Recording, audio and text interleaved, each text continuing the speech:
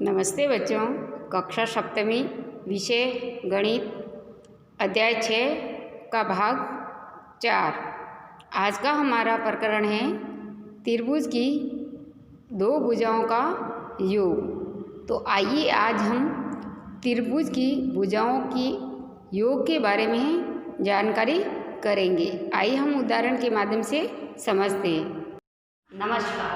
आज हमारा प्रकरण है कि एक त्रिभुज की दो भुजाओं के मापों का योग, कि इसके क्या गुण हैं उसके बारे में हम जानकारी करेंगे।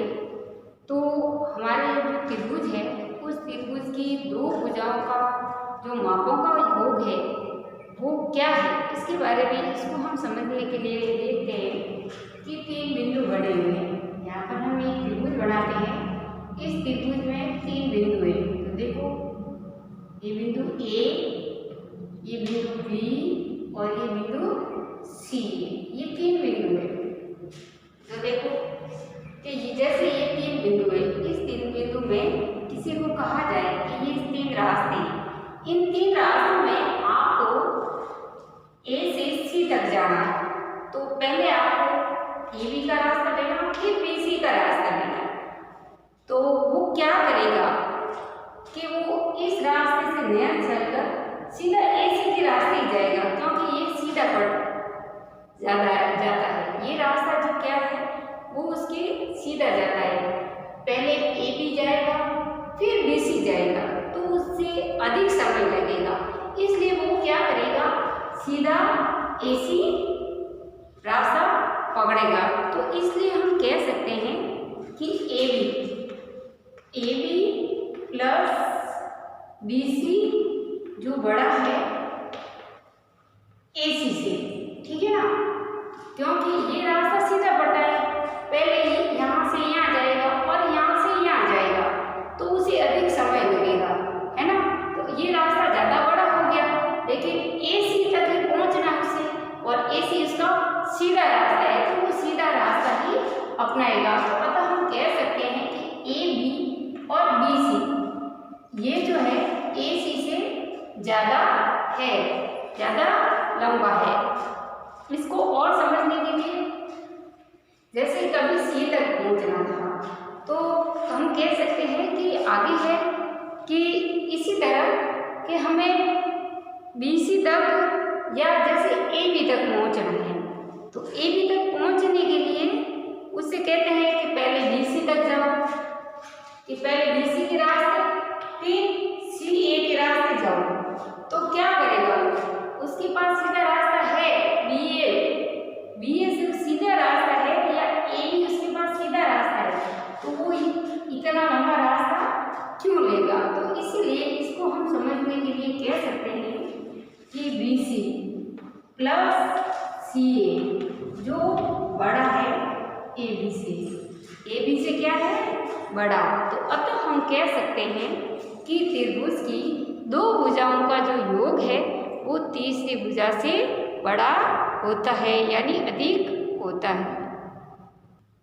तो अतः हम कह सकते हैं कि त्रिभुज की दो भुजाओं की माप का योग जो है वो तीसरी भुजा की माप से अधिक होता है। ये है त्रिभुज की भुजाओं का गुण, कि कोई भी दो भुजाएं हैं, उन दोनों भुजाओं का जो योग है वो तीसरी भुजा की माप से अधिक होता है। जैसे देखो, ये भुजा है, एक ये भुजा है और एक ये भुजा है, इन दोनों की भुजाओं का माप जो इस भुजा से अधिक होता है, ठीक है ना।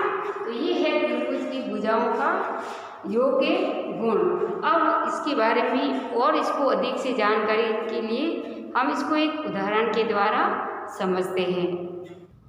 तो हमारा उदाहरण नंबर 1 है कि क्या कोई त्रिभुज संभव है जिसकी भुजाओं की माप 10.2, 5.8 तथा 4.5 सेंटीमीटर हो।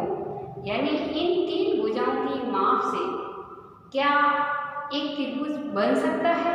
तो उसके लिए हमें त्रिभुजों के माप के बारे में जानना होगा कि त्रिभुज की दो भुजाओं की माप का योग जो है तीसरी भुजा से अधिक होना चाहिए। अगर तीसरी भुजा की माप से अधिक है तो वो त्रिभुज संभव है। तो उसके लिए हम सबसे पहले देखते हैं कि दो भुजाएं, चलो दो भुजाएं मैं ले रही हूँ 10.2 प्लस 5.8, ये दो भुजाएं तीसरी भुजा से बड़ा होना चाहिए इन दोनों का योग। तो देखो 10.2 और 5.8 ये 4.5 से इनका योग करेंगे तो 4. वैसे एक ही भाग जो है वो 4.5 से बड़ा है, दूसरा भी बड़ा है, तो अतः हम कह सकते हैं कि ये सही है, यानी तीसरी भुजा से इन दोनों का योग क्या है, अधिक है। दूसरा देखो, अब लेते हैं 5.8 प्लस 4.5,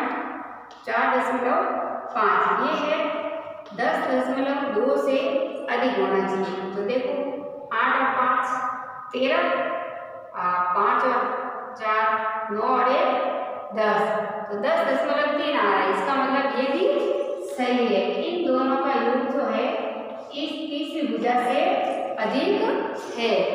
फिर तीसरा देखो, अब हमारे ये आ गया, पहले इन दोनों को ले लिया, अब इन दोनों को ले लिया। अब देखो 10.2 प्लस 4.5, ये क्या 5.8 से अधिक है, हाँ ये भी सही है।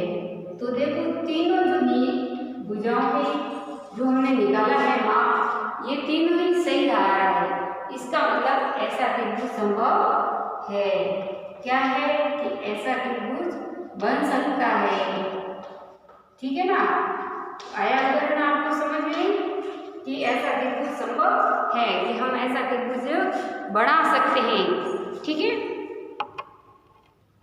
अब हमारा दूसरा उदाहरण है कि एक त्रिभुज की दो भुजाओं की माप 6 सेंटीमीटर तथा 8 सेंटीमीटर है। इसकी तीसरी भुजा की माप किन दो संख्याओं के बीच होगी। ये हमें ज्ञात करना है कि एक त्रिभुज दिया हुआ है, उसकी दो भुजा दे रखी है, एक 6 सेंटीमीटर है और एक 8 सेंटीमीटर है। हमें तीसरी भुजा की माप ज्ञात करनी है कि वह किन दो संख्याओं की बीच में होगी। सबसे पहले हमें भुजाओं की माप के बारे में याद करना है कि त्रिभुज की भुजाओं के माप के बारे में हमें क्या कहते हैं। तो त्रिभुज की दो भुजाओं का योग जो है वो तीसरी भुजा से अधिक होता है, ये हमें याद रखना है, ठीक है ना।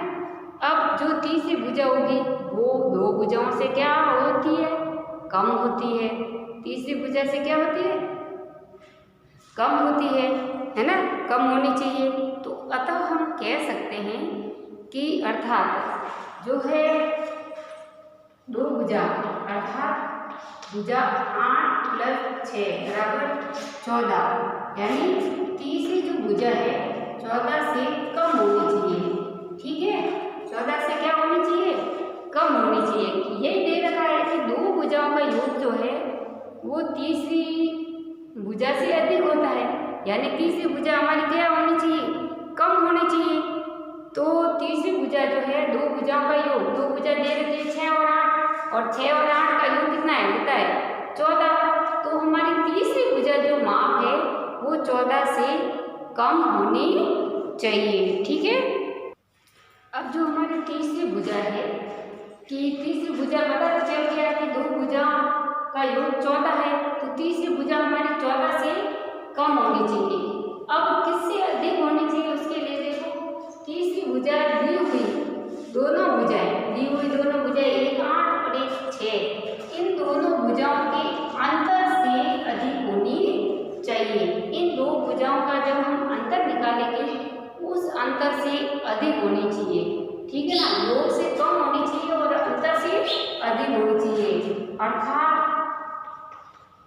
8 - 6 बराबर 2, तो 2 से अधिक, 2 से क्या होनी चाहिए, अधिक होनी चाहिए। हमारा ये पूछा जा रहा है कि तीसरी भुजा की माप किन दो संख्याओं के बीच होगी। तो देखो दो भुजाओं की योग है, योग से कम होनी चाहिए और इन दो भुजाओं के अंतर से अधिक होनी चाहिए। तो अतः हमारी तीसरी भुजा, तीसरी भुजा 2 सेंटीमीटर से अधिक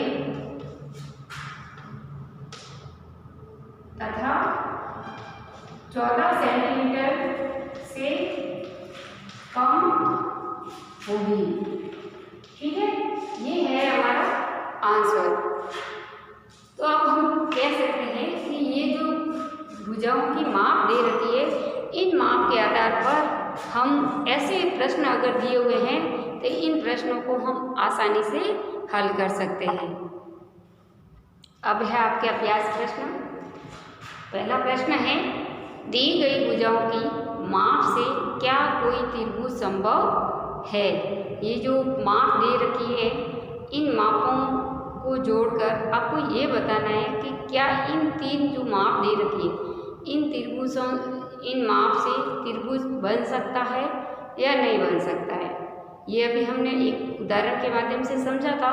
अभी आपको इन प्रश्न को हल करना है।